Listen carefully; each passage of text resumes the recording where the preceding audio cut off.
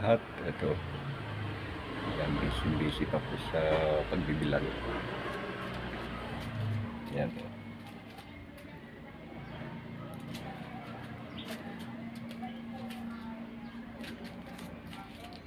Ayun yung aming pusong si Milo, yung nakabang siya habang nagbibilad.